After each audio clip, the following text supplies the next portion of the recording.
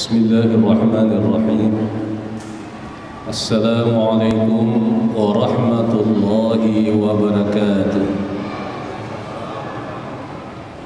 Hamdan wa syukran lillah, salatan wa salaman ala rasulillah wa ala alihi wa ashabihi wa mawalah. Jamaah Tarwih yang terhormat, insyaallah pada malam ini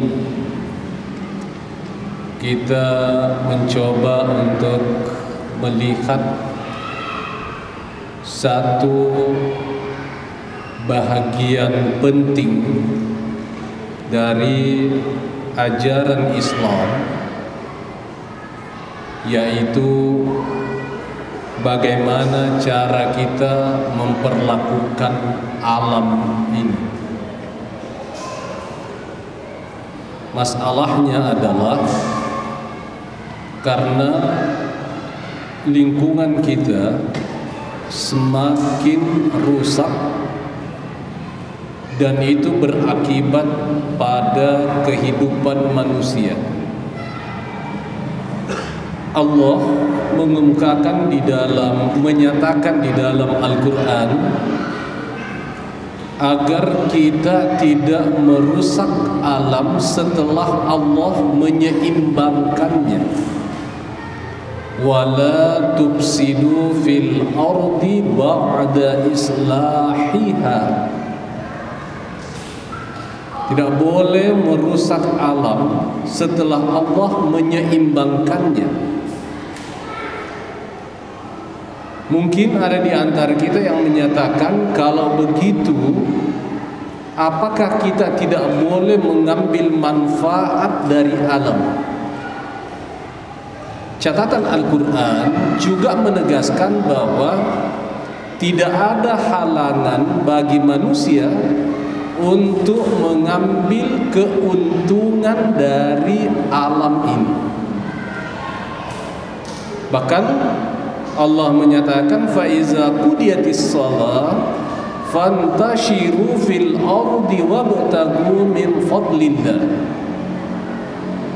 Ketika kamu telah menunaikan salat, bertebaranlah di muka bumi mencari karunia Allah Subhanahu wa taala. Cuma yang menjadi catatan utama di situ adalah agar kita memperhatikan keseimbangan lingkungan itu. Karena kalau tidak, dia akan memberikan efek, konsekuensi, akibat dari perbuatan kita. Karena itu Al-Quran di ayat yang lain menyebut zaharal fasadu bil barri wal bahri bima kasabat aydin nas. Kerusakan itu bukan disebabkan oleh makhluk lain, tetapi nampak kerusakan di daratan, demikian pula di lautan karena ulah manusia. Dan kalau ada kemudian akibat yang muncul, itu liyuziqahum ba'dallazi aminu. Allah ingin memperlihatkan agar manusia merasakan dari apa yang sebahagian mereka kerjakan. Jadi dia tidak lari kemana-mana. Kembali akibat itu ditanggung oleh manusia. Karena itu kita tidak pernah berhenti untuk menyampaikan pentingnya keseimbangan alam ini. Al-Quran terlalu banyak memberi pesan terhadap manusia agar menjaga lingkungannya. Itu banyak. Dan itu juga bisa kita lihat di Quran surah Al-Baqarah, wa iza tawalla sa'a fil ard liyufsida fiha wa yuhlikal harsa wan nasl wallahu la yuhibbul fasad. Jadi ketika mengadakan perjalanan di bumi, maka jangan merusak tumbuh-tumbuhan. Demikian pula menghabisi hewan ternak, binatang, karena tindakan itu tidak disukai oleh Allah. Di potongan akhir ayat itu Allah mengatakan wallahu la yuhibbul fasad. Allah tidak menyukai kerusakan. Dan itu disebutkan di ayat yang lain, bukan saja kerusakan yang ditimbulkan oleh manusia, tapi juga yang tidak disukai oleh Allah itu adalah orangnya. Wallahu la yuhibbul mufsidin. Allah juga tidak menyukai orang-orang yang merusak. Nah, karena itu sekali lagi pertimbangkanlah keseimbangan alam itu. Bukalah lahan, tapi pertimbangkan keseimbangannya. Karena akan berbeda hasilnya kalau alam itu ditumbuhi beragam tumbuh-tumbuhan dibandingkan dengan lahan yang hanya satu jenis saja. Keseimbangannya sudah hilang. Demikian pula binatang yang ada di alam itu juga mulai berkurang.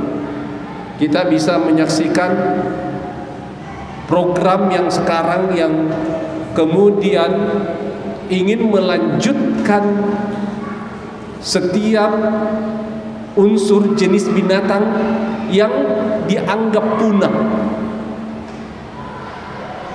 lalu kemudian mencoba untuk dikembangbiakkan kembali, itu dalam rangka untuk menyeimbangkan alam ini. Jamaah taruh yang terhormat, terakhir memang kita jumpai di dalam Al-Quran berbagai argumentasi yang dikemukakan oleh para perusak alam itu. Di antaranya ketika Al-Quran mengatakan wa iza qila lahum la tufsidu fil ard qalu innama nahnu muslihun ala innahum humul mufsiduna walakin la yashkurun. Kalau dikatakan kepada mereka, kelompok yang merusak alam itu, jangan membuat kerusakan di muka bumi. Apa jawabannya? Qalu innama nahnu muslihun. Sesungguhnya mereka menjawab, kami ini bukan merusak, kami ini membuat kebaikan, kemaslahatan. Tetapi Al-Quran menguncinya ketika firman Allah yang menyangkut jawaban dari kerusakan yang dilakukan. Ala innahum humul mufsiduna walakin la yash'urun. Pahami, ketahuilah bahwa sesungguhnya mereka membuat kerusakan, cuma mereka tidak sadar. Karena itu jamaah tarwih yang terhormat, sebelum semuanya terlambat, mari kita menjaga lingkungan kita. Mari kita menjaga tempat sekitar kita, alam kita ini. Dulu di Makassar saya kira dengan memakai kipas angin dulu itu tidak semua orang bisa, karena masih dingin. Sekarang kalau tidak, itu akan menimbulkan hawa panas yang luar biasa, karena kerusakan alam, pemanasan global muncul, dan akibatnya kita rasakan sendiri. Mudah-mudahan dengan begitu kita menciptakan keseimbangan alam ini, sehingga kita akan merasakan kontinuitas persambungan dari satu situasi yang baik menjadi situasi yang baik berikutnya, atau bahkan menjadi lebih baik dari kondisi yang kita alami saat ini. Hadanallahu wa iyyakum ajma'in. Assalamualaikum warahmatullahi wabarakatuh.